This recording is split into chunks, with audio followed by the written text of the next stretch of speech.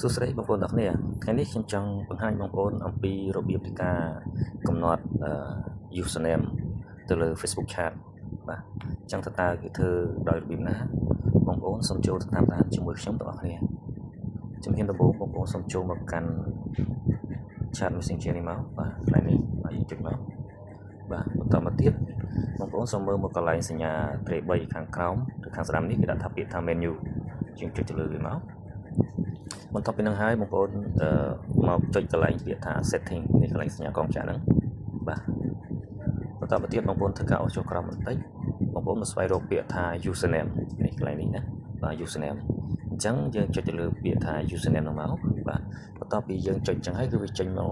បែបនេះបាទហើយយើងយកកន្លែងសញ្ញារូបនេះគេដាក់ពាក្យថា edit username បាទយើងចុចទៅលើវាមកបន្ទាប់ពីយើងចុចអញ្ចឹងហើយគឺវាលោតមកបែបនេះបងប្អូនឃើញបែបនេះណាយើងចុចទៅលើកន្លែងសញ្ញាបន្តហ្នឹងមកកន្លែងusername ចាស់ហ្នឹងមកបងប្អូនធ្វើការលុបចោលទៅឥឡូវសួរថាតើបងប្អូនចង់ដាក់ username ដើម្បីស្គាល់ឈ្មោះឬក៏ថាឈ្មោះបន្ទាប់បងប្អូនដែលចង់ឲ្យគេដឹងណាថាដាក់ឈ្មោះអីបាទសម្រាប់ខ្ញុំដាក់ថាឈ្មោះរបស់ខ្ញុំតែម្ដងបាទថែមផ្សេងទៀតបាទធ្វើម៉េចដើម្បីឲ្យវាស្គាល់អូខេមកនេះថាយើងបន្ថែមប៉ុណ្ណឹងគឺវាស្គាល់ហើយណាអញ្ចឹងបន្តមកទៀតយើងមើលមកខាងលើស្ដាំនេះគឺគេដាក់ថាពាក្យថា save អញ្ចឹងយើងចុចទៅលើពាក្យថា save នឹងមកណាបាទចុចទៅលើពាក្យថា save នឹងមកបាទបន្ទាប់ពីនឹងហើយគឺវាលោតមកបានចូលទៅក្នុង username របស់យើងរួចរាល់ហើយអញ្ចឹងណាអញ្ចឹងឈ្មោះមិញគឺខ្ញុំដាក់ឈ្មោះខ្ញុំហើយ